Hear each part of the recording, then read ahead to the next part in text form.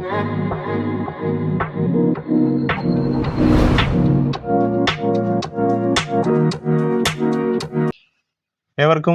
പുതിയൊരു എപ്പിസോഡിലേക്ക് ഹൃദ്യമായ സ്വാഗതം.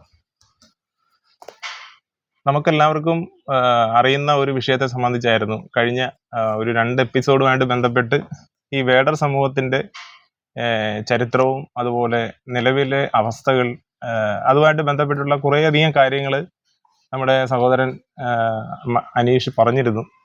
അപ്പോൾ അതുമായിട്ട് ബന്ധപ്പെട്ട് ഉള്ള വീഡിയോയിൽ സംബന്ധിച്ച് നിരവധി പേര് കമൻറ്റ് ചെയ്തിരുന്നു. പക്ഷെ എന്നെ അത്ഭുതപ്പെടുത്തിയത് ഈ വീഡിയോ സംബന്ധിച്ച് 2 പേരും മൊബൈലിൽ കോൾ ചെയ്തിരുന്നു. അപ്പോൾ സംസാരിച്ചതിൻ്റെ അടിസ്ഥാനത്തിലാണ് ഞാൻ ഈ ഒരു വീഡിയോ കൂടി ഇതിൽ ഉൾപ്പെടുത്തുന്നത്. അതിന് പൂർണ്ണമായി അനീഷിൻ്റെ സഹകരണവും ഉണ്ട്. അപ്പോൾ ഇന്നത്തെ ഈ ഒരു വീഡിയോ നിങ്ങൾ പൂർണ്ണമായിട്ട് കാണേണ്ടതുണ്ട്. കാരണം ഇതിന് മുമ്പത്തുള്ള 2 വീഡിയോയിൽ നിന്നും ആധികാരികമായിട്ട് വേടർ സമൂഹത്തിൻ്റെ ചരിത്രം അല്ലെങ്കിൽ ഇതുവരെയുള്ള രേഖപ്പെടുത്തിയിട്ടുള്ള ചരിത്രത്തിൽ ഉപരിയായി നമുക്കറിയാത്ത മറ്റെന്തെങ്കിലും തലങ്ങളുണ്ടോ എന്നതുകൂടിയാണ് ഈ വീഡിയോയിൽ നമ്മൾ ഉൾപ്പെടുത്തിയിരിക്കുന്നത്. അപ്പം നിലവിൽ വേടർ ഗോത്രം എന്ന നാമം അല്ലെങ്കിൽ വേടർ എന്ന് പറയുന്നത് എന്തുകൊണ്ടാണ് നമ്മൾ വേടർ എന്ന് പറയുന്ന പേര് അതിന് കൂടുതൽ ഇമ്പോർട്ടൻ്റ് കൊടുക്കുന്നത് എന്ന് വെച്ചാൽ, ഇപ്പം വേടൻ എന്ന് പറഞ്ഞാൽ അതൊരു പുരുഷനെ സംബന്ധിച്ചാണ് നമ്മൾ വേടൻ എന്ന് പറയുന്നത്. പക്ഷെ ഒരു സ്ത്രീയെ സംബന്ധിച്ച് പറയുമ്പോഴത്തേക്കും നമ്മൾ വേടത്തി എന്ന് പറയേണ്ടി വരും. അപ്പോൾ വേടർ എന്ന് പറയുന്ന ഒരു ഒറ്റ കോമൺ വാക്കിൽ നമുക്ക് ഈ ഒരു സമൂഹത്തെ മൊത്തം ഉൾക്കൊള്ളാൻ സാധിക്കുമെന്നുള്ളത് കൊണ്ടാണ് നമ്മൾ ഈ ഒരു തലത്തിലേക്ക് ഈ ഒരു ചർച്ച അല്ലെങ്കിൽ ഇതിൻ്റെ ഒരു കണ്ടെത്തലൊക്കെ നമ്മൾ ഈ വീഡിയോയിൽ ഉൾപ്പെടുത്തുന്നത്. എന്തായാലും നമുക്ക് ചർച്ചയിലേക്ക് വരാം. ഇതിൻ്റെ പൂർണ്ണമായിട്ടുള്ള 90% കാര്യങ്ങളും അനീഷിൻ്റെ ഒരു ചിന്തയിൽ നിന്നും വന്നിട്ടുള്ള ചോദ്യങ്ങൾ കൂടിയാണ്. കാരണം അനീഷിനെ സംസാരിക്കാനുള്ള കാര്യങ്ങൾ ഉൾപ്പെടുത്തി തന്നെയാണ് ഞാൻ ചോദിക്കുന്നത്. അപ്പം നമുക്ക് ചർച്ചയിലേക്ക് വരാം, അല്ലെങ്കിൽ ഈ ഒരു വിഷയത്തിലേക്ക് നമുക്ക് വരാം.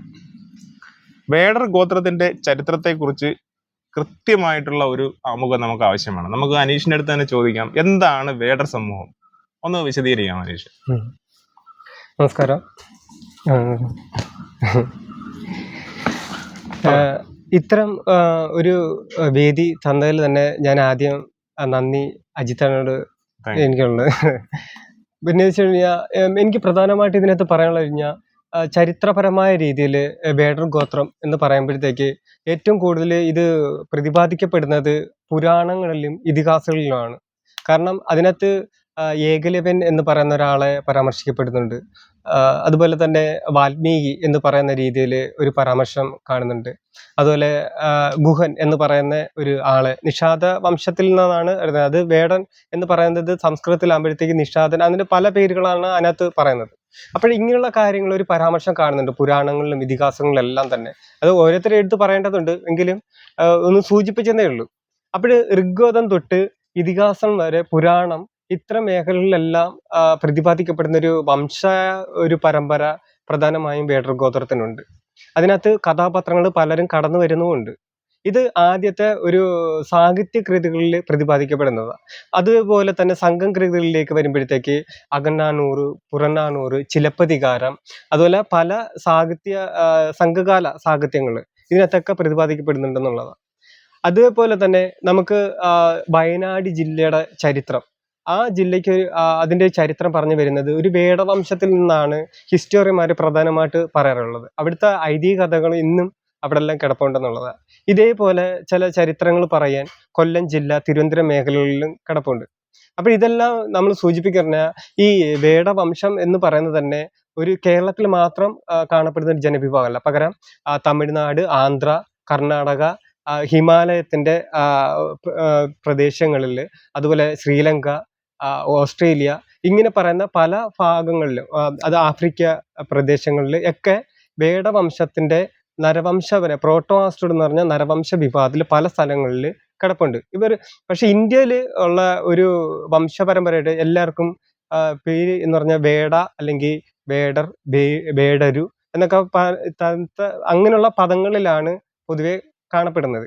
അപ്പോൾ ഇതിന് ചരിത്രപരമായ ദക്ഷിണേന്ത്യൻ ചരിത്രം വെച്ച് നോക്കുമ്പോഴത്തേക്ക് ദക്ഷിണേന്ത്യൻ ചരിത്രത്തിൽ വളരെ പ്രാധാന്യമുള്ള ഒരു ജനസമൂഹമാണ്. അതിന് ഏറ്റവും വലിയ ഇത് എന്ന് വെച്ച് കഴിഞ്ഞാൽ നമ്മുടെ ദക്ഷിണേന്ത്യയിൽ ആദ്യമായിട്ട് കുതിരകളെ ഇറക്കുമതി ചെയ്യുന്നത് കുതിരയുടെ ആവശ്യം എന്തെന്ന് പറഞ്ഞാൽ അത് പട ഇതിന് നയിക്കുക, നയിക്കുന്നതിന് യുദ്ധവുമായിട്ട് വേണ്ടി അത് ബന്ധപ്പെട്ട്. ബന്ധപ്പെട്ട, ഉം. അല്ലാതെ മറ്റ് ആവശ്യങ്ങൾക്കല്ല നമ്മൾ കുതിരകളെ ഇറക്കിയത്. വരുന്നു. അന്നേരം ഈ ഒരു കുതിര ഇറക്കുമതി ചെയ്യുന്നത് ഈ വേടർ ഗോത്രം എന്ന് പറഞ്ഞ ഒരു പോരാളി കുലമാണ്. ആ പോരാളി കുലത്തിന് ആവശ്യമായിട്ടുള്ള ഒരു മൃഗമായിരുന്നു കുതിര. അങ്ങനെ അതിനെ ഇറക്കുമതി ചെയ്തെന്നുള്ളതാ. അതിന്റെ കൃത്യമായിട്ട് പാട്ടും കാര്യങ്ങളും മുടിയാട്ടം എന്ന് പറയുന്ന ഒരു അനുഷ്ഠാന കലാരൂപമുണ്ട് വേടർ ഗോത്രത്തിന്. ഇതിനകത്ത് കൃത്യമായിട്ട് ഈ പാട്ടിനെ വെച്ചുള്ള കാര്യങ്ങൾ പറയുന്നുണ്ട്. കപ്പലിൽ ഈ കുതിരകളെ കൊണ്ടുവരുന്നു. എന്നിട്ട് അച്ഛനും അമ്മയും കുറെ ആൾക്കാർ ഇത് കണ്ടുകൊണ്ട് നിൽക്കുന്നത്.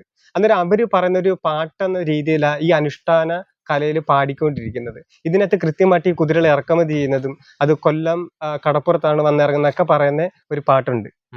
ഇത് ശരിക്കും പറഞ്ഞാൽ വേടർ ഗോത്രത്തിന് അറിയാതെ ഇന്നും അവർ പാടിക്കൊണ്ട് നടക്കുന്നത്. പക്ഷെ അതിന് ചരിത്രപരമായിട്ട് വലിയ ബന്ധമുണ്ടെന്നുള്ളതാണ്. അങ്ങനെ ഇത് പലതരത്തിലുള്ള അവകാശങ്ങൾ ഉള്ള ഒരു സമൂഹമാണ് വേടർ ഗോത്രം എന്ന് പറയുന്നത്. അതിനൊരു ആമുഖമായിട്ട് പറയാൻ ഇത്രയും ഇതിനകത്തുള്ളത്. സത്യത്തില് പിന്നെ നിലവില് വേടർ എന്ന് പറയുന്നത് വേട്ടയാടൽ എന്ന് പറയുന്ന രീതിയിൽ മാത്രമാണ് ഇവർക്ക് നിലവില് അറിയാൻ കഴിയുന്നത്. തീർച്ചയായിട്ടും അന്നത്തെ ഒരു സാഹചര്യം നമ്മൾ കൂടുതൽ പഠിച്ചു വരുമ്പോഴാണ് ഈ തലത്തില് കൂടി ഈ വേട സമൂഹത്തിന് ബന്ധമുണ്ടെന്ന് നമുക്ക് മനസ്സിലാവുന്നത്.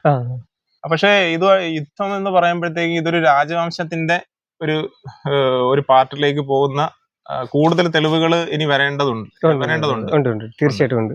അപ്പോൾ അതിനുവേണ്ടി ഈ കേരളത്തില് നരവംശം ശാസ്ത്രജ്ഞന്മാർ ഇതിനെപ്പറ്റി വേണ്ട ഇടപെടൽ നടത്തിയിട്ടില്ല എന്നുള്ളതാണ്. കാരണം ഇത് പറയാനുള്ള കാരണം എന്ന് പറയുന്നത് ഇവിടുത്തെ മോഹൻജദാരോ ഹാരപ്പൻ സംസ്കാരവുമായിട്ട് ബന്ധപ്പെട്ടൊക്കെ ഉള്ള ചരിത്രങ്ങൾ ഇവിടെ നിലവിലുണ്ട്.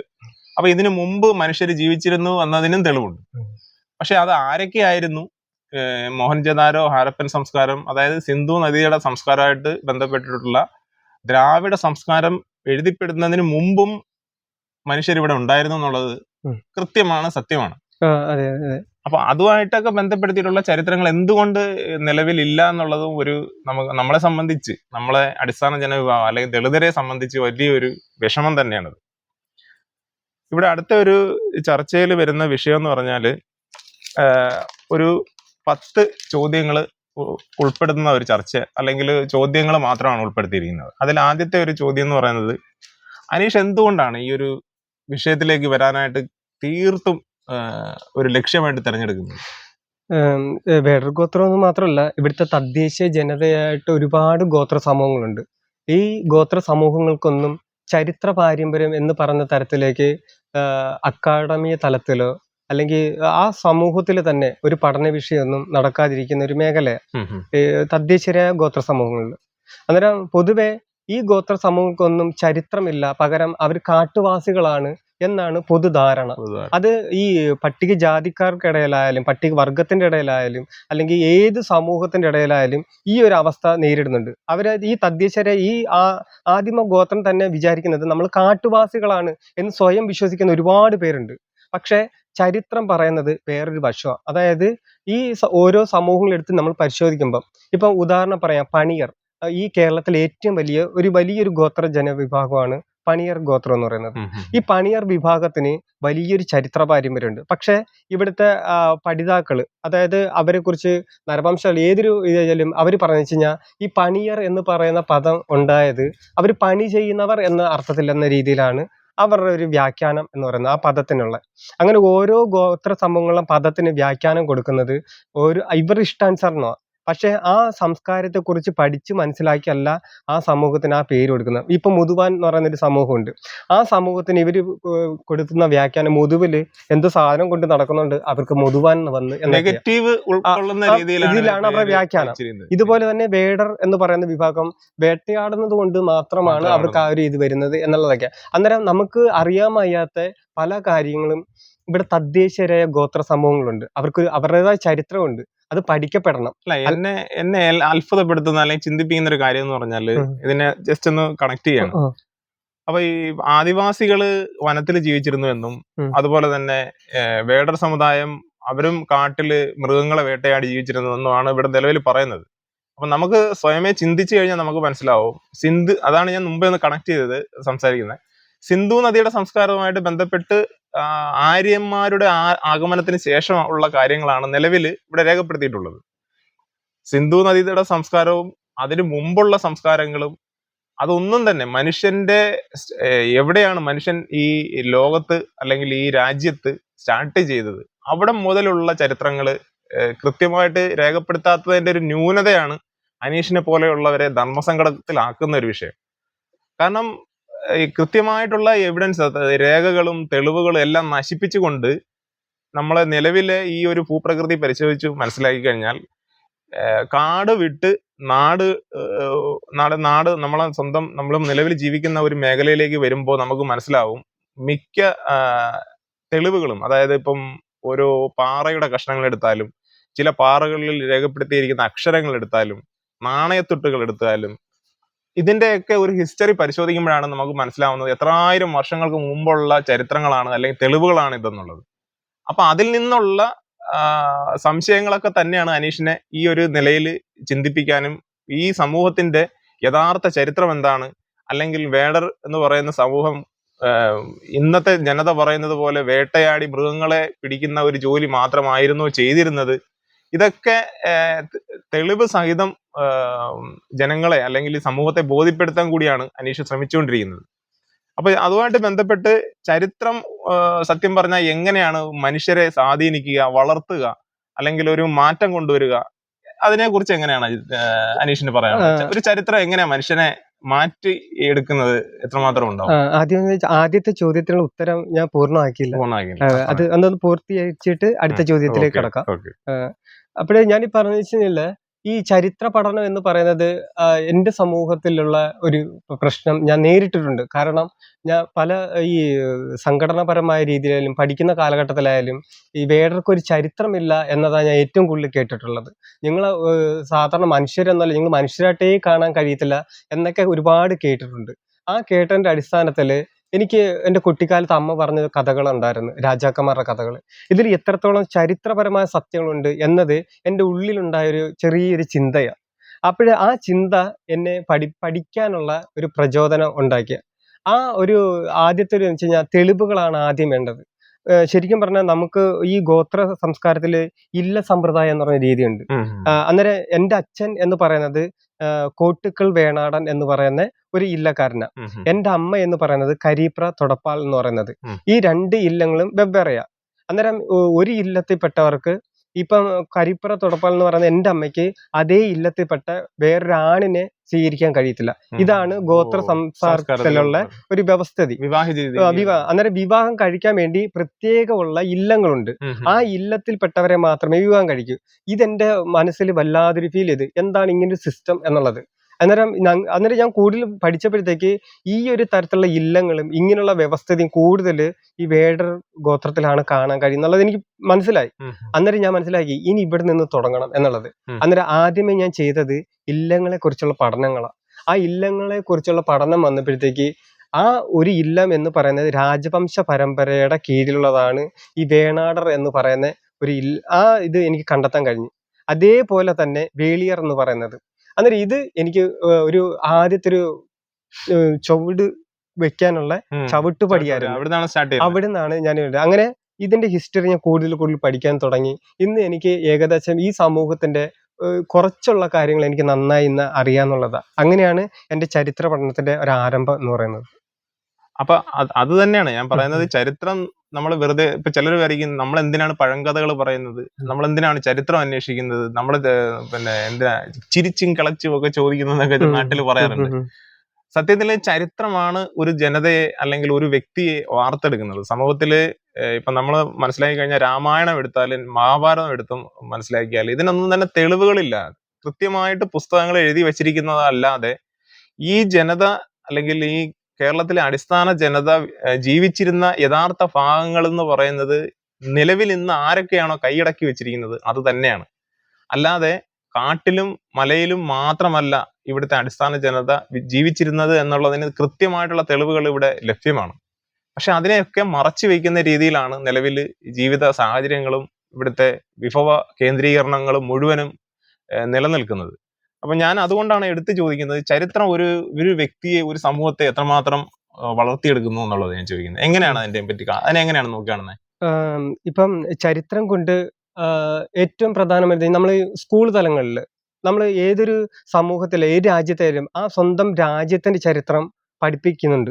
ഒരു അതുപോലെ തന്നെ ഇപ്പൊ രാഷ്ട്രീയപരമായിട്ട് മുന്നോട്ട് പോകുമ്പം ആ രാഷ്ട്രീയത്തിന്റെ ചരിത്രം പഠിക്കേണ്ടതുണ്ട്. അങ്ങനെ ഏതൊരു കാര്യത്തിനും ആദ്യ ഒന്ന് ഉണ്ട്. ഇത് എന്നതുപോലെയാണ് ഒരു സമൂഹത്തെ കുറിച്ചുള്ളത്. അതിപ്പം ജാതി സമൂഹങ്ങളോ, ഗോത്ര സമൂഹങ്ങളോ, മതസമൂഹങ്ങളോ ഏത് സമൂഹമാവാം. അതിനെല്ലാം ഒരു തുടക്കമുണ്ട്. ഈ തുടക്കം എന്നുള്ള രീതി പോലെ തന്നെയാണ് ഇവിടുത്തെ ചരിത്രം എന്ന് പറയുന്നത്. എല്ലാത്തിനും ഒരു തുടക്കമുണ്ട്. അതാണ് ചരിത്രം എന്ന് പറയുന്നത്. ആ ചരിത്രം പഠിക്കുമ്പോൾ എന്തുകൊണ്ടാണ് ഗുണമെന്ന് പറഞ്ഞു കഴിഞ്ഞാൽ, നമ്മൾ ആരാണ് എന്നുള്ള ചോദ്യത്തിനുള്ള മറുപടിയാണ് ചരിത്രം. അതായത് ഇപ്പം ഒരു സമൂഹം പറയുന്നത് നിങ്ങൾ ആരും കൊള്ളരാത്തവരാ, നിങ്ങൾ അടിമകളാ, നിങ്ങൾ കൊള്ളത്തില്ല, നിങ്ങൾക്ക് ഒന്നുമില്ല എന്ന് പറയുമ്പം അവിടെ മറുപടി കൊടുക്കാൻ കഴിയുന്നത് ചരിത്രം തന്നെയാണ്. കാരണം ആ ചരിത്രമാണ് ഒരു മനുഷ്യനെ അവനാക്കി തീർക്കുന്നത്. കാരണം ഇന്ന് എന്നെ സംബന്ധിച്ചോളം എനിക്ക് എൻ്റെ ഇപ്പം നമുക്കൊക്കെ ഒരുപാട് അപമാനം ഏൽക്കുന്നുണ്ട്. അതായത് വേടർ എന്ന് പറയുമ്പോഴത്തേക്ക് കൊള്ളരാത്ത മനുഷ്യരാണ്, അവർക്ക് മറ്റ് മേന്മകളൊന്നും ഇല്ലെന്ന്. പക്ഷേ എന്നെ സംബന്ധിച്ചോളം ഇന്ന് എനിക്കത് ഏൽക്കത്തില്ല. ഒരു കാലത്തിട്ട് എനിക്കത് വിഷമം ഉണ്ടാക്കുന്ന ഒരു കാര്യം. കാരണം മറുപടിയില്ല.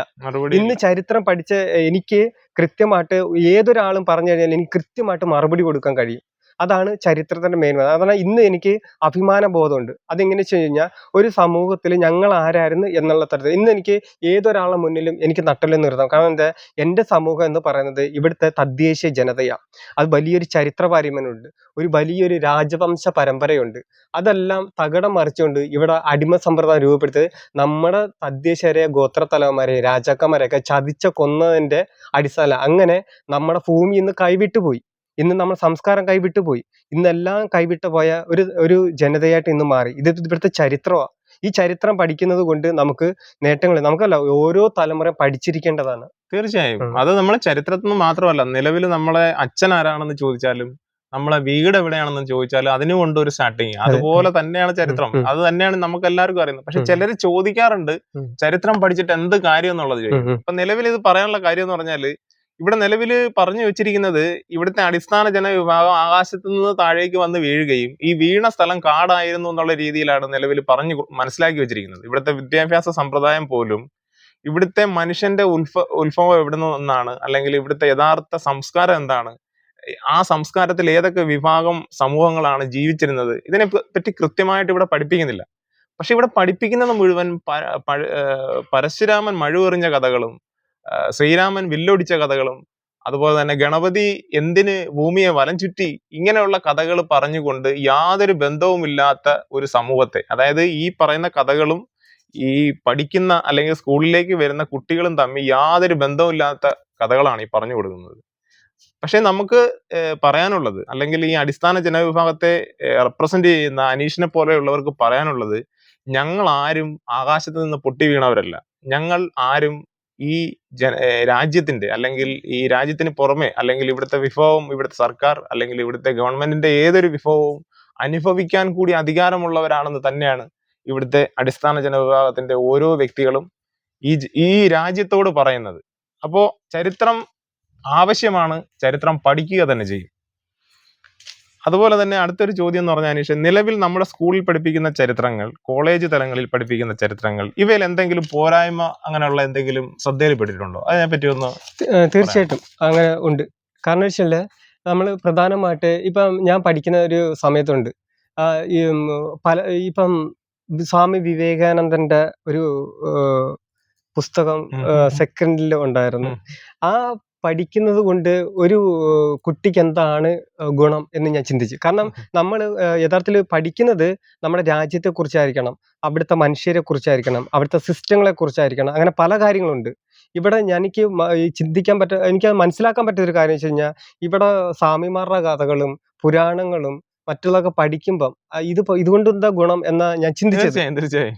കാരണം അങ്ങനെയാണ് ആലോചിച്ചിട്ടുള്ള കാര്യം. ഒരു പൗരനെ വാർത്തെടുക്കുന്ന ഒരു പുസ്തകങ്ങൾ പോലും ഇന്ത്യൻ വിദ്യാഭ്യാസ സമ്പ്രദായത്തിൽ ഇല്ല എന്ന് തന്നെ പറയേണ്ടി വരും. അത് തന്നെയാണ് അനീഷിന്റെ ചിന്തയിലും ഉള്ളത്.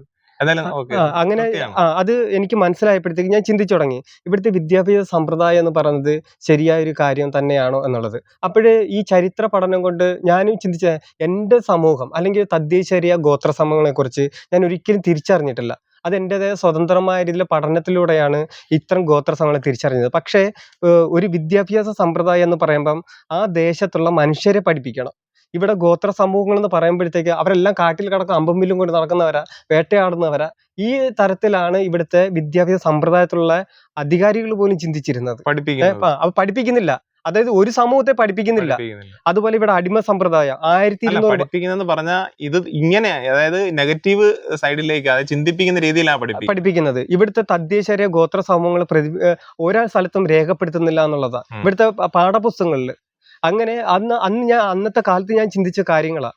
അപ്പോഴേ ഇവിടുത്തെ വിദ്യാഭ്യാസ സമ്പ്രദായം തെറ്റാണ് എന്ന ബോധ്യം. അതുപോലെ തന്നെ ചരിത്രത്തിന്റെ കാര്യം പറയുമ്പോൾ ചരിത്രത്തിൽ ഇവിടെ തദ്ദേശീയ മനുഷ്യരില്ല. അതുപോലെ അടിമ സമ്പ്രദായത്തിലൂടെ ഇവിടെ അനുഭവിച്ച ഒരുപാട് മനുഷ്യരുണ്ട്. അവരുടെ കഥകൾ പറയുന്നില്ല, അടിമകളെ കുറിച്ച് പറയുന്നില്ല. ഈ അടിമത്തെ സാധാരണ രീതിയിലുള്ള അടിമത്തല്ല ഇവിടെ അനുഭവിച്ചത്. ഏറ്റവും നിഷ്ഠൂരമായിട്ടുള്ള തരത്തിലുള്ള രീതികളെ ഇവിടെ അരങ്ങേറിയത്. മനുഷ്യന് നടക്കാൻ പറ്റത്തില്ല, മിണ്ടാൻ പാടില്ല, ആഹാരം കഴിക്കാൻ പാടില്ല, എന്തെല്ലാം ക്രൂരമായിട്ടുള്ള അടിമ സമ്പ്രദായം ഉണ്ടായിരുന്നു. ഇതൊക്കെ ഇവിടുത്തെ ചരിത്ര പുസ്തകങ്ങൾ എന്തുകൊണ്ട് ഇവിടുത്തെ ജനങ്ങളെ പഠിപ്പിക്കുന്നില്ല? അത് അറിയേണ്ട ആവശ്യമുണ്ട്. എന്നാലും ഇവര് പറയുന്നത് വെച്ച് കഴിഞ്ഞാൽ ഇവിടുത്തെ പാഠപുസ്തകങ്ങളിൽ പിന്നീട് കുറച്ച് പേര് ഇവിടെ അടിമത്വം ഇല്ലായിരുന്നു, അടിമകളും ഇല്ലായിരുന്നു എന്നൊക്കെ പിന്നീട് പറയുന്ന വാക്കുകൾ പോലും എത്തേണ്ടി വന്നു. അതുപോലെ ഇവിടുത്തെ പരശുരാമന്റെ കഥകൾ പറഞ്ഞാണ് ഇവിടുത്തെ ചരിത്രം പഠിപ്പിക്കുന്നത്. ഇതൊക്കെ യഥാർത്ഥത്തില് യൂറോപ്യൻ രാജ്യങ്ങളിലാണെങ്കിൽ അവരെടുത്ത് ഈ പുസ്തകം ദൂരെ എടുത്ത് കളയും. കാരണം ഈ ഐതിഹ്യ കഥകളും പുരാണ കഥകളും അല്ല ഇവിടുത്തെ ചരിത്രം എന്ന് പറയുന്നത്. ഇവിടുത്തെ ചരിത്രം എന്ന് പറഞ്ഞാൽ തദ്ദേശീയ ഗോത്ര സമൂഹങ്ങളാണ് ഇവിടുത്തെ ആദ്യത്തെ ചരിത്ര നിർമ്മിതിയിലെ അവകാശികൾ എന്ന് പറയുന്നത്. എന്തുകൊണ്ട് ആ അവകാശവാദം ബന്ധപ്പെട്ട് ഇവിടുത്തെ ചരിത്ര നിർമ്മിതികളിൽ നമുക്ക് ഇടവില്ല? ഇത് തന്നെ പറയുന്നത്. അതിന്റെ പേര് തന്നെ ഒരു ചോദ്യം എന്ന് പറഞ്ഞാല്, എവിടം മുതലാണ് സത്യത്തില് ഈ വേടർ ഗോത്രം അല്ലെങ്കിൽ വേടർ ജനതയുടെ തുടക്കം എന്ന് പറയുന്നത്? അതിന്റെ ചരിത്രം ഒന്ന് പറയാമോ? ഇപ്പം വേടർ ഗോത്രത്തിന്റെ ചരിത്രം എന്ന് പറയുമ്പോഴത്തേക്ക് മനുഷ്യന്റെ ഉൽപ്പത്തി തൊട്ട് തന്നെ ഒരു സമൂഹത്തിന്റെ ചരിത്രം തുടങ്ങുന്നു എന്നുള്ളതാണ് സത്യം. അതായത് നരവംശ വിഭാഗങ്ങൾ നമുക്കിപ്പം നെഗ്രിറ്റോ വിഭാഗത്തിലുള്ള നരവംശം ഉണ്ട്, പ്രോട്ടോ ആസ്ട്രോയിഡ് നരവംശ വിഭാഗങ്ങളുണ്ട്, മംഗ്ലോയിഡ് നരവംശ വിഭാഗങ്ങളുണ്ട്. പ്രധാനമായിട്ട് ഈ 3 പേരും ആദിമ ജനസമൂഹത്തെ, അതായത് ഇവിടുത്തെ അനിമിസ്റ്റുകൾ എന്ന് പറയും, അല്ലെങ്കിൽ പ്രകൃതി ആരാധന എന്ന് പറയും. ഈ ഇന്ത്യയിലെ പ്രധാനപ്പെട്ട നരവംശ വിഭാഗങ്ങൾ ഇവരാണ്. അന്നേരം ഇവർക്ക് വെവ്വേറെ ശരീരഘടനയുള്ളവരാ. നെഗ്രിറ്റോയിഡ് എന്ന് പറയുമ്പോഴത്തേക്ക് ചെറിയ തരത്തിലുള്ള ചുരുണ്ട മുടി, കറുത്ത അങ്ങനെ വരും. ഈ പ്രോട്ടോ ആസ്ട്രോയിഡിന് അതേപോലുള്ള മറ്റു തരത്തിലുള്ള ഒരു ശരീരഘടന ഉണ്ടാകും. ഈ രണ്ടിനും ഇല്ലാത്ത ശരീരഘടനയായിരിക്കും മംഗ്ലോയിഡ് വിഭാഗത്തിനുള്ളത്. അവരുടെ കണ്ണ് ചെറുതായിരിക്കും. നമ്മൾ ചൈന, ജപ്പാൻ എന്ന് അവരുടെയൊക്കെ പറയുന്ന ഒരു മുഖസ്വാമി ആയിരിക്കും ഈ മംഗ്ലോയിഡ് വിഭാഗത്തിന് വരുന്നത്. അന്നേരം ഇത്തരത്തിലുള്ള പ്രാചീന നരവംശ വിഭാഗങ്ങളുണ്ട്. അതിലെ ഈ പ്രോട്ടോ ആസ്ട്രോയിഡ് എന്ന് പറയുന്ന നരവംശ വിഭാഗത്തിലാണ് പ്രധാനമായിട്ട് വേടർ ഗോത്രം ഉൾപ്പെട്ടിരിക്കുന്നത്. അവർക്ക് ഒരു ചരിത്രം നമ്മൾ ഈ പാഠപുസ്തകങ്ങളിൽ പഠിപ്പിക്കപ്പെടാത്ത ഒരു കാര്യമുണ്ട്. അതായത് ഇവിടുത്തെ നരവംശം എല്ലാവരും ആഫ്രിക്കയിലോട്ടാ കണ്ണ് കാണിക്കുന്നത്. അതായത് ആഫ്രിക്കയിൽ മനുഷ്യവംശം ഉത്ഭവിച്ച് വളർന്ന് അത് മറ്റ് സ്ഥലങ്ങളിലേക്ക് പോയി എന്നതാണ് ഇവിടുത്തെ ചരിത്രം പഠിപ്പിക്കുന്നത്. പക്ഷെ ഇന്ത്യയിൽ ഒരു ഇതുപോലെ ഒരു നരവംശം ഉത്ഭവിച്ചിട്ടുണ്ട്. അതിനെ നർമ്മദാ മനുഷ്യൻ എന്നാണ് പറയുന്നത്. പൊതുവെ ഇത് പഠിപ്പിക്കപ്പെടുന്നുമില്ല, പൊതുമധ്യത്തിൽ ഇത് അറിയപ്പെട്ടിട്ടില്ല എന്നുള്ളത് തന്നെയാണ്. അന്നേരം ഇന്ത്യയിൽ തന്നെ ഒരു തദ്ദേശ സമൂഹത്തിന് ഉത്ഭവിക്കുന്ന തരത്തിലൊരു നരവംശ വിഭാഗം ഇവിടെ ഉണ്ടായിരുന്നു എന്നുള്ളതാ ചൂണ്ടിക്കാണ്ടുന്നത്.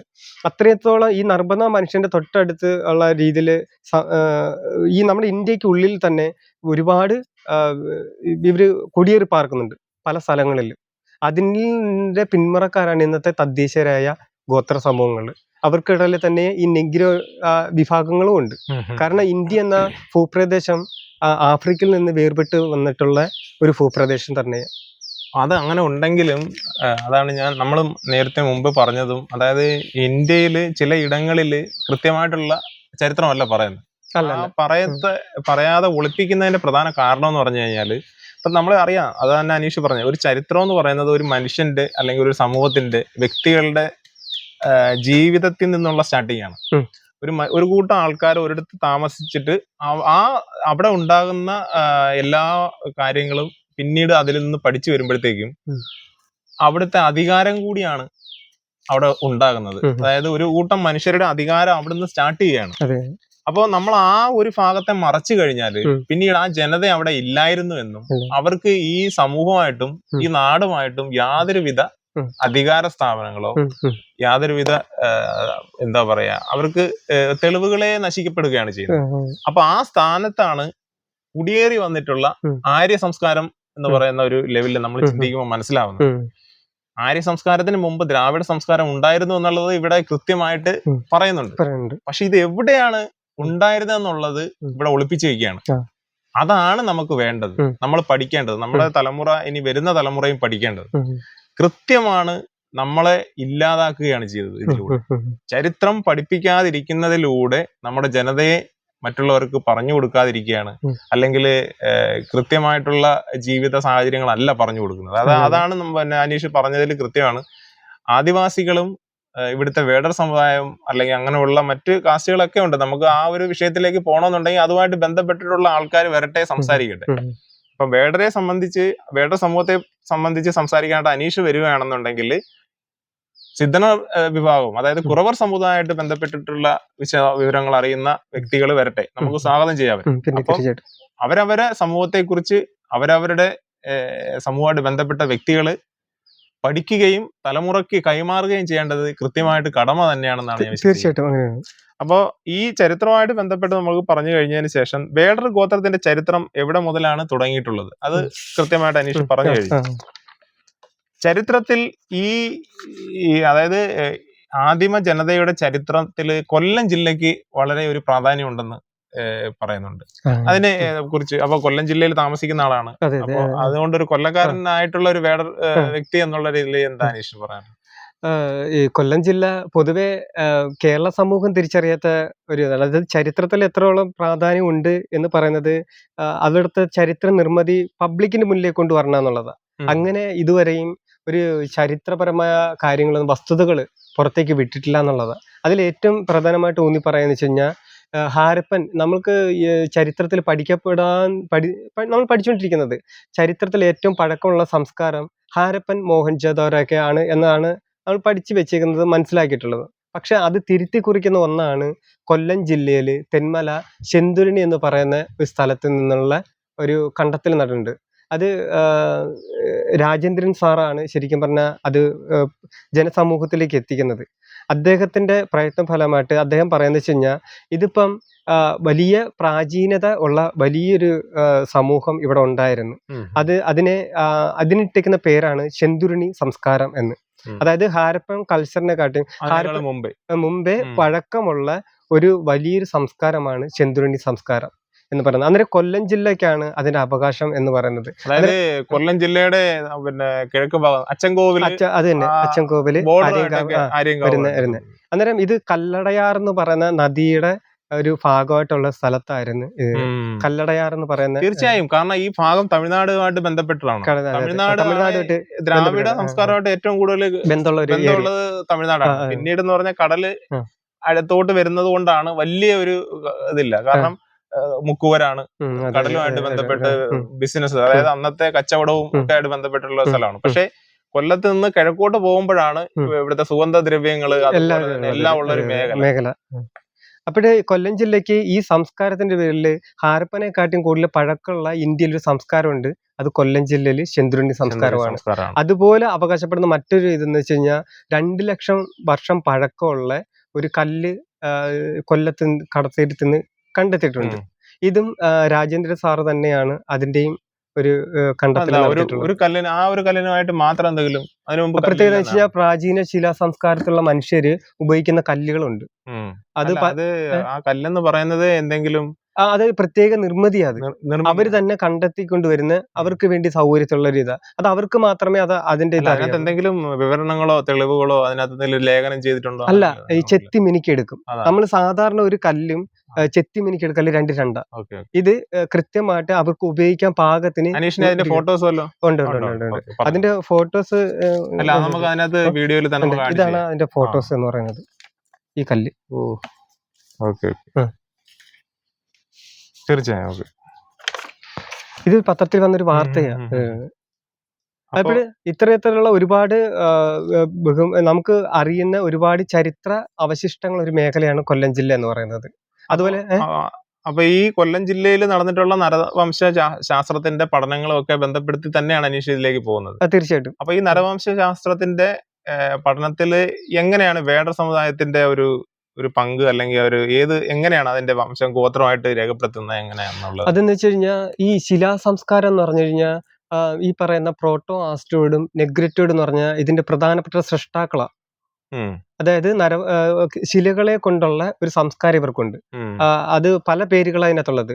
ഇത് ഈ കേരളത്തിലുള്ള ഹിസ്റ്റോറിയന്മാര് 7 തരത്തിലുള്ള ശിലാസ്മാരങ്ങളെ കുറിച്ചാണ് പറയുന്നത്. അപ്പോൾ അതില് ഒരു വിഭാഗം എന്ന് പറയുന്നത് നടുകല്ല് എന്ന് പറയുന്നുണ്ട്. ഈ നടുകല്ല് എന്ന് പറയുന്നതാണ് ബലിക്കല്ല്. അത് ഞങ്ങൾക്ക് പിന്നീട് ഒരു സെക്ഷനായിട്ട് പറയാം, എങ്കിലും ഞാൻ സൂചിപ്പിച്ചതേ ഉള്ളൂ. അന്നേരം ഇത്തരം സംസ്കാരം ഇപ്പോഴും നിലവിലുണ്ട്.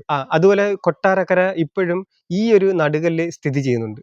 ഈ വേടർ ഗോത്രത്തിന്റെ അവര് ഈലിയോട് പൊളച്ചർ എന്ന് പറയുന്ന ഒരു അതിന്റെ പിന്മുറക്കാരാ. അതായത് ഒരു കല്ലിനൊരു അവകാശികളുണ്ട്, ഓരോ കല്ലുകൾക്ക് അവകാശമുണ്ട്, ഗോത്രാവകാശങ്ങളുണ്ട് ബന്ധപ്പെട്ട്. ഈ സിസ്റ്റം ഇന്നും ഉണ്ട്. പക്ഷെ ഇവിടുത്തെ ചരിത്രകാരൻ പറയുന്നത് ഒരു പ്രശ്നമുണ്ട്. ചരിത്രകാരന്മാർ പറയുന്നത് വെച്ച് കഴിഞ്ഞാൽ ഈ പ്രാചീന മഹാശില സംസ്കാരത്തിന്റെ ഉടമകള് നിലവിലില്ല എന്നാണ് കണ്ടെത്തി വെച്ചേക്കുന്നത്. പക്ഷെ അത് വളരെ തെറ്റാണ്. എന്റെ പഠനത്തിൽ എനിക്ക് മനസ്സിലാൻ കഴിഞ്ഞാൽ മഹാശില സംസ്കാരത്തിന്റെ ഉടമകളും പിന്മുറക്കാരും ഇന്നത്തെ ഇവിടുത്തെ തദ്ദേശീയ ഗോത്ര സമൂഹങ്ങളാണ്. അതിലൊരു കൂട്ടരെന്ന് പറയുന്നത് ഇവിടുത്തെ വേടർ ഗോത്രമാണ്. അവർക്കിടയിൽ നടുകല്ല് എന്ന് പറയുന്ന തരത്തിലുള്ള സമ്പ്രദായം ഇന്നും ഉണ്ട്. പക്ഷെ അവർ ബലിക്കല്ല് എന്ന രീതിയിലാണ് അതിന്റെ പദപ്രയോഗത്തിൽ വരുത്തുന്നത് എന്നുള്ളതാണ്. സത്യത ബലിക്കല്ലല്ല, അതിന് വേറെ ഉണ്ട്. ഞാൻ പറഞ്ഞില്ല, അത് പോർഷനായിട്ട് നമുക്ക് പിന്നീട് സംസാരിക്കാം. പക്ഷെ ഈ ഒരു സംസ്കാരത്തിന്റെ ഉടമകൾ, അതുകൊണ്ടാണ് ശിലാപരമായ അത് ഏതെങ്കിലും ഒരു പ്രദേശത്ത് മാത്രമേ ഉള്ളൂ അതോ? അല്ല, ഇത് വളരെ വിശാലമായിട്ടുള്ള ഒരു രീതി. അത് ഞാൻ വിശദമായിട്ട് പിന്നീട് ഒരു സമയത്ത് പറയാം. എന്താ ഈ ബലിക്കൽ എന്ന് പറഞ്ഞാൽ എന്താണ് സംഭവം? അത് അതിനെക്കുറിച്ച് വിശദീകരിക്കാൻ അതുകൊണ്ടാ. അത് ചരിത്രമായി നമ്മളെ ഈ സമൂഹമായിട്ട് വളരെ ബന്ധപ്പെട്ടതാണ്, വളരെ ബന്ധപ്പെട്ട ഒരു സാധനം. അതിന് വിശദീകരണം ഇപ്പൊ ചോദ്യമായിട്ട് തന്നെ ബലിക്കല് എന്ന് പറയുന്നത് വെച്ച് കഴിഞ്ഞാൽ ഇപ്പം ഗോത്ര തലവന്മാര് ഒരുപാട് എല്ലാ ഇതിലും ഗോത്ര തലവന്മാരുണ്ട്. ഈ ഗോത്ര തലവൻ മരണപ്പെട്ട് കഴിഞ്ഞാൽ അവരുടെ സ്മാരക ഇപ്പൊ നമുക്ക് സ്മാരകങ്ങൾ ഒരുപാട് സ്ഥലത്ത് അവര് ഓർമ്മിക്കാൻ വേണ്ടി അങ്ങനെ അതിനു വേണ്ടി ഇവരൊരു ശില നിർമ്മിക്കും. അത് പലപ്പോഴും ഒരു കൂമ്പാകൃതിയിലാണ് കൊണ്ടുവരുന്നത്. ഈ കൂമ്പാകൃതി ഉണ്ട്, ചതുരത്തിലുള്ളതുണ്ട്. ഇതിനെയാണ് ശരിക്കും പറഞ്ഞാൽ ഈ ബലിക്കല്ല് എന്നുകൊണ്ട് നമ്മൾ ഉദ്ദേശിക്കുന്നത്. നമ്മുടെ പേരിൽ അങ്ങനെയാ, കുമ്പുകല്ല്, ബലിക്കല്ല്, പേക്കല്ല്, ഇങ്ങനെയാണ് അതിനെ നമ്മുടെ ഭാഷയിൽ ഉപയോഗിക്കുന്നത്. പക്ഷെ ചരിത്രകാരന്മാര് പറയുന്നത് ഇതിനെ നടുകല്ല് എന്നാണ് ചരിത്രകാരന്മാര് പറയുന്നത്. അല്ല, ഈ അനീഷ് പറയുന്ന ഈ കാര്യങ്ങൾ എന്ന് പറഞ്ഞാൽ മറ്റു രാജ്യങ്ങളിലൊക്കെ ഇതുണ്ട്. അതില് പിരമിഡൊക്കെ ഇതിനുമായിട്ട് ബന്ധപ്പെട്ടുള്ള കാര്യങ്ങൾ വലിയൊരു ഏരിയ ബന്ധപ്പെടുത്തി നിർമ്മിക്കുന്നത് നമുക്ക് ഒരു അത്ഭുതമായിട്ട് തോന്നുന്നതാ. പക്ഷേ ഓരോ പ്രദേശവുമായിട്ട് ബന്ധപ്പെടുത്തി നോക്കുമ്പോൾ പല രീതിയിലാണെന്നാണ്. അതായത് ഇവിടുത്തെ പ്രാചീന ശിലാ സംസ്കാരത്തില് വരുമ്പോഴത്തേക്കും അതൊരു ചെറിയ പാറയിൽ ചെയ്ത ചെറുത് മാത്രല്ല, വലുതൊക്കെ ഉണ്ട്. ഇത്രയുള്ളത് തൊട്ട് നമ്മൾ ഉയരത്തിലുള്ളതുണ്ട്.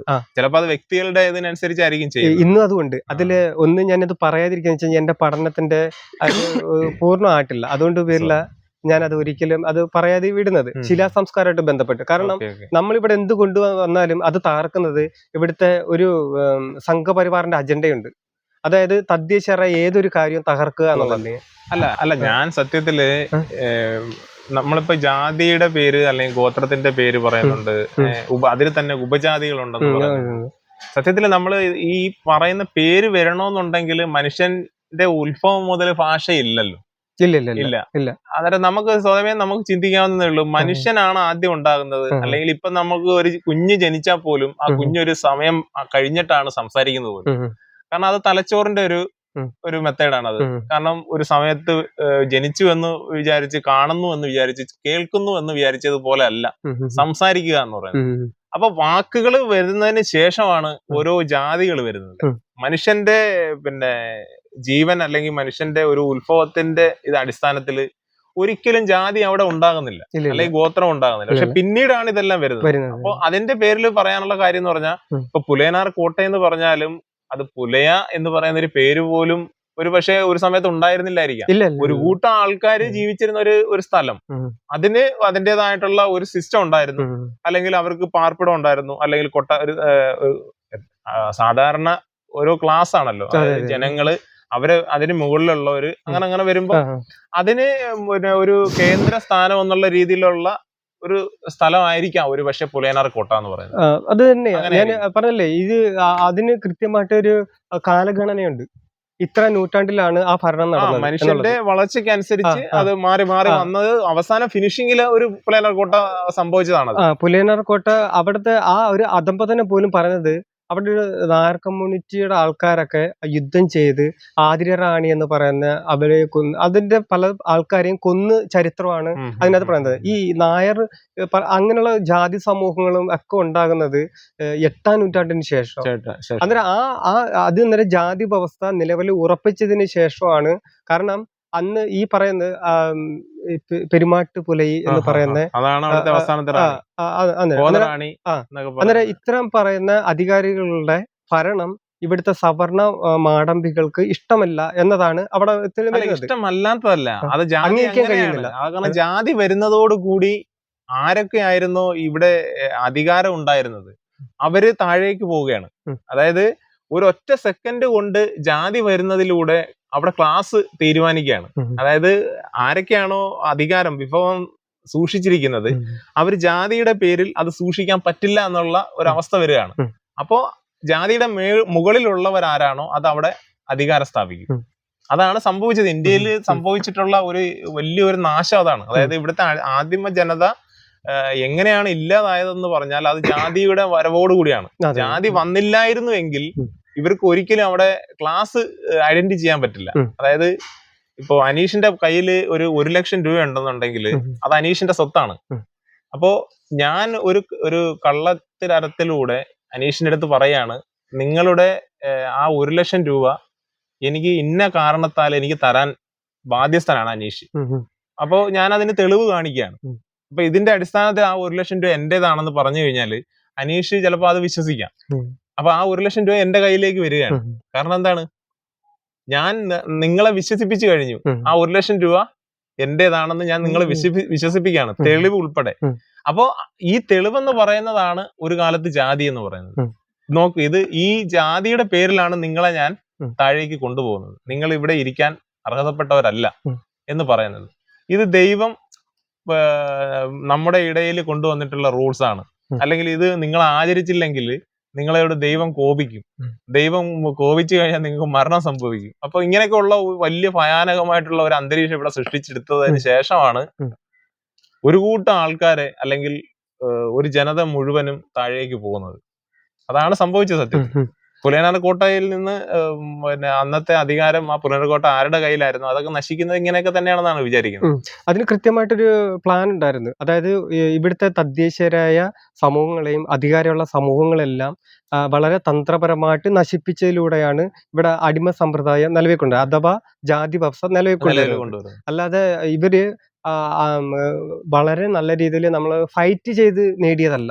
ഈ ഭൂമിയുടെ അവകാശം ചതിച്ച് ഈ മണ്ണ് നേടിയതാ. അങ്ങനെയാണ് പരശുരാമന്റെ കഥ പിന്നീട് ഇവരൊക്കെ ക്രിയേറ്റ് ചെയ്യുന്നത്. അതല്ലാതെ ഒരിക്കലും പരശുരാമന്റെ കാര്യങ്ങളോ അല്ലാതെ ഫൈറ്റ് നടത്തി ഇവിടുത്തെ തദ്ദേശീയരായ മനുഷ്യരെല്ലാം കൊന്നടിക്കുക അതൊന്നും ഇവിടെ നടന്നിട്ടില്ല. നടക്കാന്ന് വെച്ചാൽ അവർക്ക് കെൽപ്പില്ല എന്നുള്ളത് തന്നെയാണ്. അങ്ങനെ ഈ ശരിക്കും പറഞ്ഞ ഒരു അധിനിവേശം അത് നടത്തി തന്നെയാണ് ഇവിടെ ഭൂമി കൈയടക്കുന്നത് മാത്രമല്ല, കൈയടക്കലിന് ശേഷം ജാതി കൂടി അടിച്ചേൽപ്പിക്കുകയാണ് ചെയ്തത്.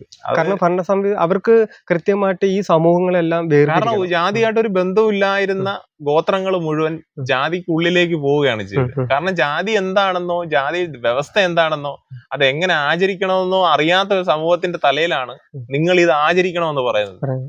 കാരണം അത് മാത്രമല്ല, ഈ ജാതിയെ കുറിച്ച് പഠിക്കാൻ പോലും അന്ന് അധികാരമില്ല. ശൂദ്രന് പോലും ഈ ജാതിയെ കുറിച്ച് പഠിക്കാനോ അല്ലെങ്കിൽ ജാതിയുടെ പേരിലുള്ള എല്ലാ സിദ്ധാന്തങ്ങളും ഉൾക്കൊണ്ടുകൊണ്ട് അതിനെ ശരിതെറ്റുകൾ ഏതാണെന്ന് പഠിക്കാനുള്ള അധികാരം പോലും ശൂദ്രന് പോലും നൽകുന്നില്ല.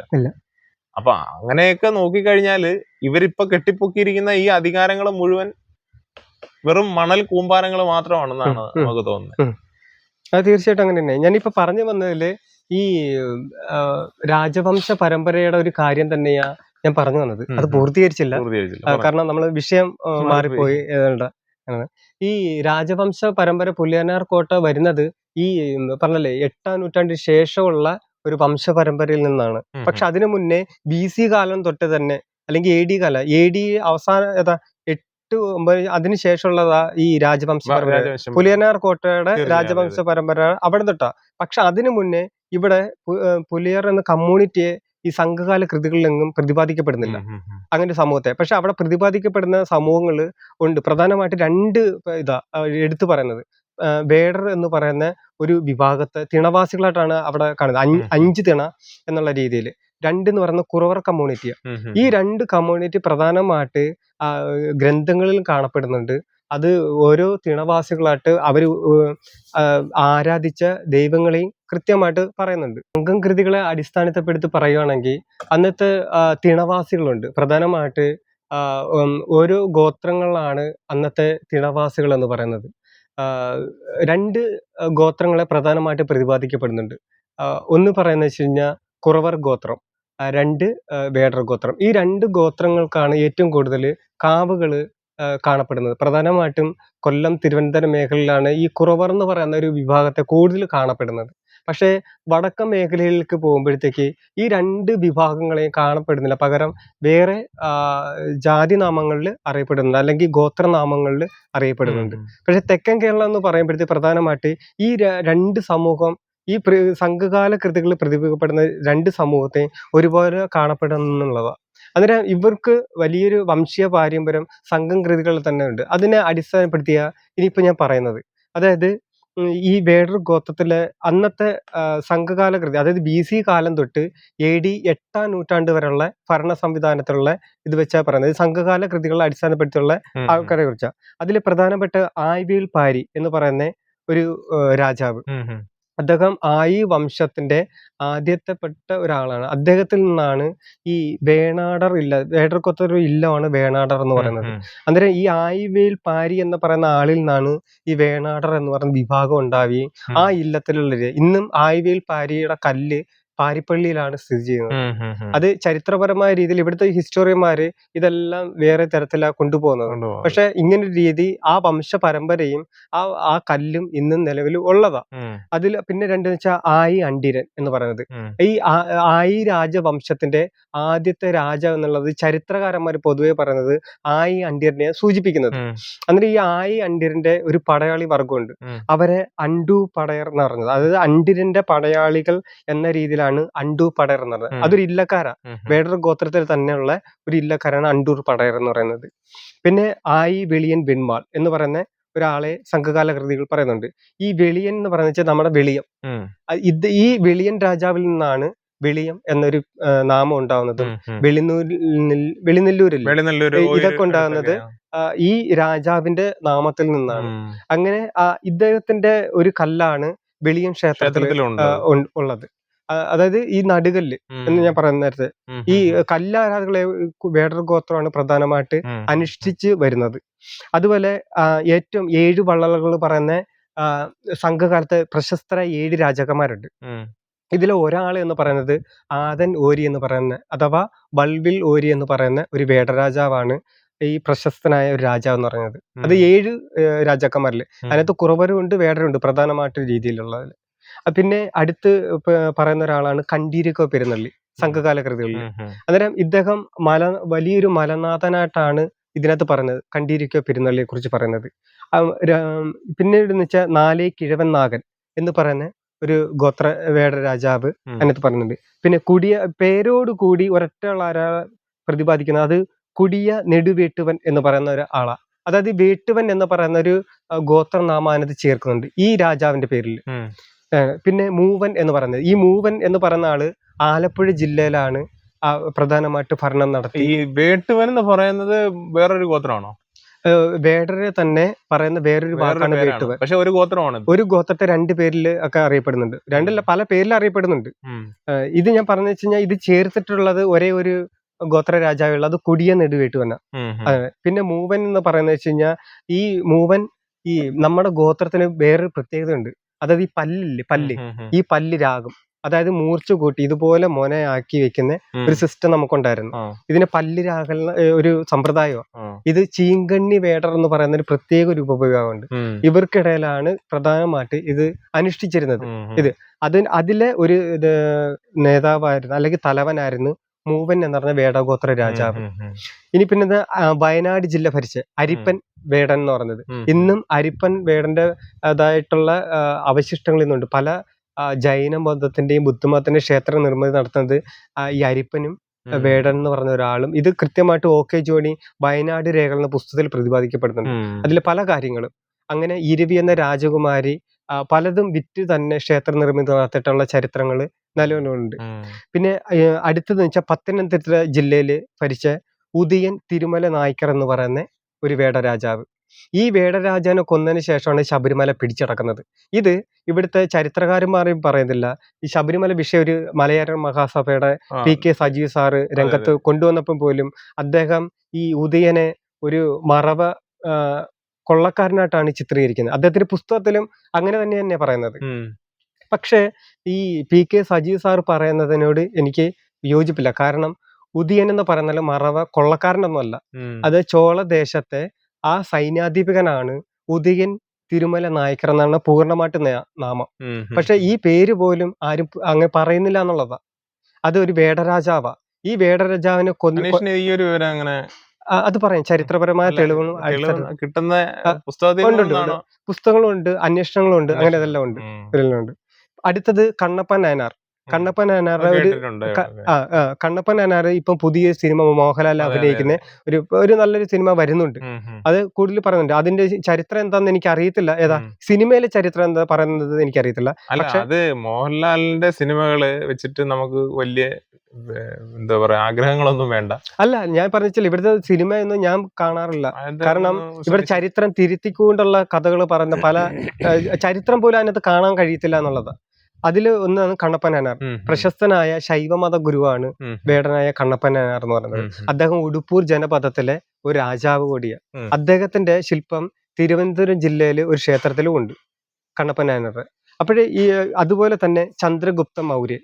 നമ്മൾ അശോകന്റെ ഇത് പറയുമ്പോഴത്തേക്ക് ചന്ദ്രഗുപ്ത മൗര്യനെ പഠിക്കാതെ നമുക്ക് ആ ഒരു ഇത് വരത്തില്ല.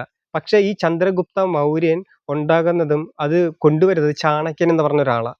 ഈ ചാണക്യൻ വേടഗോത്രത്തിന്റെ അവർ അധിവസിക്കുന്ന മയിലുകളെ ഇണക്കി വളർത്തുന്നത്. ഈ മൗര്യ എന്ന് പറയുന്നത് മയില് എന്നാണ് അതിന്റെ അർത്ഥം. മൗര്യ എന്ന് പറയുന്നത്. അന്നേരം മയിലുകളെ ഇണക്കി വളർത്തിയ ഒരു വേടഗോത്രം അവിടെ ഉണ്ടായിരുന്നു. ആ വേടഗോത്രത്തിൽ നിന്നാണ് ചന്ദ്രഗുപ്ത മൗര്യനെ ഈ ചാണക്യൻ കൊണ്ടുവരുന്നത് കുട്ടിക്കാലത്ത്. അങ്ങനെ അത് ഒരു കഥയായിട്ട് നിലവിലുണ്ട്. അന്നേരം ഈ ചന്ദ്രഗുപ്ത മൗര്യ മുഴുവൻ വേടക്കൊടിയിൽ നിന്നാണ് എടുത്തോണ്ട് വരുന്നത്. അപ്പോഴും ഞാൻ ഈ പറഞ്ഞു വന്നു വെച്ച് കഴിഞ്ഞാൽ വേട രാജവംശത്തിന്റെ വലിയൊരു പാരമ്പര്യമുള്ള ഒരു ജനസമൂഹമാണ് വേടഗോത്രം എന്ന് പറയുന്നത്. സാധാരണപ്പെട്ട എല്ലാവരും വിചാരിക്കും പോലെ അവർക്ക് ചരിത്രമില്ല മറ്റൊന്ന് പറയുന്നതുകൊണ്ട് യാതൊരു അല്ല. കാരണം ചരിത്രം ഇവിടെ മറയ്ക്കപ്പെടുന്നതുകൊണ്ടാണ് നമുക്ക് ചരിത്രം നഷ്ടപ്പെടുന്നത്. അത് ഇത് മെയിനായിട്ട് എനിക്ക് ഈ ഇത്ര കാര്യത്തില് ചരിത്രപരമായ കാര്യത്തില് എനിക്ക് പ്രധാന സൂചിപ്പിക്കാനുള്ളത് ഇത് തന്നെ. അല്ല, പറ്റുന്നുണ്ടെങ്കിൽ അനീഷ് ഒരു കാര്യം ചെയ്യാനുള്ളത് ഇതൊരു പുസ്തകമാക്കി ഇറക്കാൻ പറ്റില്ലേ? തീർച്ചയായും അത് പുസ്തകമാക്കണമെങ്കിൽ തന്നെ വലിയ സാമ്പത്തിക അല്ല, അതിനുള്ള സാഹചര്യം ഇത് കേട്ടുകൊണ്ടിരിക്കുന്നവർക്ക് എന്തായാലും നിങ്ങൾ ചിന്തിക്കുന്നവരായിരിക്കും എന്ന് തന്നെയാണ് നമ്മൾ വിചാരിക്കുന്നത്. കാരണം അനീഷ് വിചാരിക്കുന്നതിന്റെ ഒരു 100-ൽ 10% നിങ്ങൾക്ക് ആത്മാർത്ഥത ഉണ്ടെങ്കിൽ, നിങ്ങളെ സമൂഹത്തോട് നിങ്ങൾക്ക് പ്രതിബദ്ധത ഉണ്ടെങ്കിൽ നിങ്ങൾ ഈ അനീഷിന്റെ ചിന്തയും ലക്ഷ്യവും മനസ്സിലാക്കണമെന്നാണ് പറയാനുള്ളത്. കാരണം ഇദ്ദേഹം പറയാനുള്ള, അതായത് ഇദ്ദേഹം പഠിച്ചിട്ടുള്ള ചിന്തിച്ചിട്ടുള്ള കാര്യങ്ങൾ മുഴുവൻ, അദ്ദേഹത്തിന്റെ തലയിൽ എന്തൊക്കെയുണ്ടോ അത് മുഴുവൻ ഒരു പുസ്തകത്തിലേക്ക് വന്നു കഴിഞ്ഞാൽ അത് വരുന്ന തലമുറയ്ക്കും അത് പഠിക്കാൻ സാധിക്കുന്നത് മാത്രമല്ല, സമൂഹം മാറുക എന്നുള്ളൊരു ലക്ഷ്യത്തിലേക്ക് കൂടി എത്തുമെന്നാണ് നമുക്ക് പറയാനുള്ളത്. പറയാം അനീഷ്. മറ്റുള്ള എന്തെങ്കിലും ചോദ്യം? ഇനിയിപ്പോ അവസാനത്തെ ചോദ്യം മാത്രമാണ്. വേടഗോത്ര സംസ്കാരത്തെ പോലെ മറ്റു ഗോത്രങ്ങൾക്ക് ചരിത്രത്തിൽ ഇടം ഉള്ളവരാണോ? ആണെങ്കിൽ അതായത് വേട സമൂഹമായിട്ട് ബന്ധപ്പെട്ട് അല്ലെങ്കിൽ മറ്റുള്ള ഏതെങ്കിലും ഗോത്രത്തെ കുറിച്ച് അറിയാമോ എന്ന് ഞാൻ ചോദിക്കും. തീർച്ചയായിട്ടും. അതായത് ഈ ഗോത്ര സംസ്കാര പഠനം എന്ന് പറഞ്ഞാൽ ഞാൻ എന്റെ ഗോത്രത്തെ കുറിച്ച് മാത്രമല്ല പഠനം നടത്തിയിട്ടുള്ളത്, മറ്റു ഗോത്രങ്ങളെ കുറിച്ചും പഠിക്കണം. കാരണം അത് പഠിക്കാതെ എന്റെ ഗോത്രത്തെ മാത്രം പഠിക്കുന്നതിൽ കാര്യമില്ല. കാരണം ഇവിടുത്തെ എല്ലാ സമൂഹങ്ങളും ഒന്നൊന്നിനോട് ബന്ധപ്പെട്ട് നിൽക്കുന്നു. അതായത് അത് ഇപ്പം മനീഷ് അത്രയും റിസ്ക് എടുക്കേണ്ട ഒരു കാര്യമില്ല. കാരണം ഓരോ സമൂഹത്തിനും അറിയാവുന്ന പഠിക്കാവുന്ന കാര്യങ്ങൾ അവരവരുടെ സമൂഹത്തിന് ചെയ്യാൻ പറ്റും. തീർച്ചയായിട്ടും. അനീഷിനെ പോലെ 100 പേര് ഇവിടെ വന്നു കഴിഞ്ഞാൽ ഈ ജനത മുഴുവൻ ഉണർന്നു എന്നുള്ളതാണ് അതിനർത്ഥം. കാരണം ഇപ്പൊ 100 ജാതികൾ ഉണ്ടെങ്കിൽ അല്ലെങ്കിൽ 100 ഗോത്രങ്ങൾ ഉണ്ടെങ്കിൽ 100 സമൂഹങ്ങൾ ഉണ്ടെങ്കിൽ അവരവരുടെ സമൂഹത്തിന്റെ വിജയത്തിനായി അല്ലെങ്കിൽ ഈ ജനത എങ്ങനെയായിരുന്നു ഇവിടെ ജീവിച്ചിരുന്നതെന്നുള്ള തെളിവ് അവരവര് തന്നെ മുന്നോട്ട് കൊണ്ടുവരണമെന്ന് തന്നെയാണ് നമ്മൾ വിചാരിക്കേണ്ടത്. അപ്പൊ അനീഷ് അത് തെറ്റായിട്ടൊന്നും അല്ലെങ്കിൽ നമ്മളൊരു കുറവായിട്ട് നമ്മളത് കാണുന്നില്ല. കാരണം അനീഷിന്റേതായിട്ടുള്ള കടമ അനീഷ് ചെയ്യുന്നത് അനീഷിന്റെ സമൂഹത്തിനെ വളർത്തുക എന്നുള്ളത് തന്നെയാണ്. അപ്പൊ അത് തന്നെ കണ്ടിന്യൂ ചെയ്യാനാണ് നമ്മളെയൊക്കെ ആഗ്രഹം. പറഞ്ഞു. അപ്പോഴേ ഓരോ ഗോത്ര സമൂഹങ്ങളും ഒന്നൊന്നിനോട് ബന്ധപ്പെട്ടിരിക്കുന്നു. കാരണം ഒരു വലിയ നമ്മുടെ ഈ ഗോത്രങ്ങൾ ഉണ്ടാവുന്നതിന് ഒരു കാരണമുണ്ട്. അതായത് കൃഷിയും ഭക്ഷണത്തിന്റെ ഉള്ള കാര്യത്തിലും ഒരുമയിൽ നിന്നാണ് ശരിക്കും പറഞ്ഞാൽ ഓരോ ഗോത്ര സമൂഹം ഒന്നിക്കാൻ ഒരു പ്രധാന കാരണം. കാരണം മനുഷ്യൻ ഒറ്റപ്പെട്ട് അലയുന്ന പല സാഹചര്യവും പ്രാചീന കാലത്തുണ്ടായിരുന്നു. ഇതൊന്നുമില്ല. അപ്പോഴ് ഇവർക്ക് ഈ ഭക്ഷണ ഉൽപാദനം എന്ന് പറഞ്ഞാൽ ഒറ്റപ്പെട്ട് നിൽക്കുകയാണെങ്കിൽ വലിയ ബുദ്ധിമുട്ടാണ്. അതിന് പകരം കൃഷി എന്ന രീതിയിലുള്ള ഒരു കണ്ടുപിടുത്തം, അത് വലിയൊരു വിപ്ലവം തന്നെയായിരുന്നു കൃഷി എന്ന് പറയുന്നത്. ആ കൃഷി കണ്ടുപിടിക്കുന്നതും കൂട്ടയാടി വേട്ടയാടലും ഭക്ഷണം പങ്കിടലും പിന്നെ കുടുംബങ്ങൾ ഉണ്ടാകുന്നു. അങ്ങനെ ഒരു ഗോത്രം ഉത്ഭവിക്കുകയും വളരുകയും വികസിക്കുകയും ചെയ്യുമ്പോഴത്തേക്ക് ഒരു വലിയൊരു ഗോത്രം ഉണ്ടാകുന്നു. ഒരു ഗോത്രം രൂപപ്പെടുന്നു. ഈ ഗോത്രം പിന്നീട് പല തൊഴിലിന്റെ രീതിയിലും പല കാര്യങ്ങളിൽ മാറിപ്പോകുന്നുണ്ട്. അന്നേരം മറ്റൊരു ഗോത്രം ഉണ്ടാകുമ്പോൾ ആ ഗോത്രത്തിന് വേറൊരു പേരിടും. അത് ഈ ഗോത്രം തന്നെയാണ് ആ ഗോത്രം, പക്ഷെ പകരം മറ്റൊരു പേരിലൂടെ അത് അറിയപ്പെടും. ഇങ്ങനെ ഓരോ ഗോത്രങ്ങള് നമ്മുടെ കേരളത്തിലായാലും ഇന്ത്യയിലായാലും ഉണ്ടായിട്ടുണ്ട്. അതായത് ഒരു ഗോത്രത്തിൽ നിന്ന് തന്നെയാണ് മറ്റൊരു ഗോത്രം ഉത്ഭവിച്ച് പേര് ഉണ്ടായത് ഒക്കെ എന്നത്. ഈ മല അരയർ എന്ന് പറയുമ്പം അരയർ എന്ന് പറയുന്നത് വെച്ച് കഴിഞ്ഞാൽ ഈ ഭരണം നടത്തുക എന്ന് പറയുന്ന തരത്തിലുള്ള ഒരു ഇതുള്ള ഇതാ. ഇവിടുത്തെ പണിയർ എന്ന് പറയുന്നതും അവര് വ്യാപാരമായിട്ട് ബന്ധപ്പെട്ട ഒരു സമൂഹമാണ്. അതായത് ഈ നമ്മുടെ കേരളത്തിലെ ചരിത്രം പറയുമ്പം മുസിരിസ് പട്ടണം, വിഴിഞ്ഞം തുറമുഖം, കൊല്ലം, ഇതൊക്കെ പ്രാചീന തുറമുഖ നഗരങ്ങളായിരുന്നു. അതായത് പ്രാചീന കാലത്തെ ഈജിപ്ഷ്യൻ, മെസൊപ്പൊട്ടേമിയ, സുമേറിയ എന്ന് പറയുന്ന അന്നത്തെ സ്ഥലങ്ങളുണ്ട്. അവരുമായിട്ട് നല്ല അറബ് രാജ്യങ്ങളുമായിട്ട് എല്ലാത്തിലും നമുക്ക് ബന്ധം ഉണ്ടായിരുന്നു. ഈ ബന്ധം നടത്തുന്നത് വ്യാപാര ബന്ധമാണ്. ഈ വ്യാപാര ബന്ധത്തിന് പ്രധാനപ്പെട്ട ആൾക്കാർ അതിലൊരു വിഭാഗം എന്ന് പറഞ്ഞാൽ പണിയർ എന്ന് പറയുന്ന വിഭാഗം വ്യാപാര ബന്ധം നടത്തിയ ആൾക്കാരാ. അങ്ങനെ പണസംബന്ധമായ രീതിയിലുള്ള കാര്യത്തിനാണ് അവർക്ക് പണിയർ എന്ന വാക്ക് പോലും ഉണ്ടായത്. അല്ലാതെ പണി ചെയ്യുന്നവരുടെ അർത്ഥത്തിലല്ല. അത് ഈ പിന്നീടുള്ള ഇവിടുത്തുള്ള എഴുത്തുകാരുടെ വ്യാഖ്യാനങ്ങളായിരുന്നു പണിയർ എന്ന് പറയുന്നത്. ഇങ്ങനെ ഓരോ ഗോത്ര സമൂഹത്തിനും ഇവിടെ ചരിത്ര അവകാശമുണ്ട്. അങ്ങനെ എല്ലാരെയും പറയാനാണെങ്കിൽ അതിൻ്റെ രീതിയിൽ വലിയൊരു സമയദൈർഘ്യം അത് ഒത്തിരി വേണ്ടി വരും. ഞാൻ ഇത് സൂചിപ്പിച്ചു പറഞ്ഞാൽ ഇവിടെ ഓരോ ഗോത്ര സമൂഹങ്ങൾക്കും ഇവിടെ ഇവരുദ്ദേശിക്കുന്ന കാട്ടുവാസികളല്ല. ഇവിടുത്തെ തദ്ദേശ ജനതരാരും തന്നെ കാട്ടുവാസികളല്ല. അപ്പൊ നമുക്ക് ഇനി പിന്നെ ഒന്ന് കൺക്ലൂഡ് ചെയ്യാം. എന്ത് തന്നെ ആയാലും ഇനി അനീഷിന് സംസാരിക്കാനുണ്ടെങ്കിൽ തീർച്ചയായും നമുക്ക് അടുത്തൊരു വീഡിയോയിൽ നമുക്ക് ചെയ്യാം. അപ്പൊ നിലവില് ഏകദേശം ഒരു ക്ലാരിറ്റി കിട്ടിയെന്ന് തന്നെ വിചാരിക്കുന്നത്. അപ്പോൾ ഇനി അടുത്തൊരു വീഡിയോയിൽ കാണുന്നത് വരെ നന്ദി, നമസ്കാരം.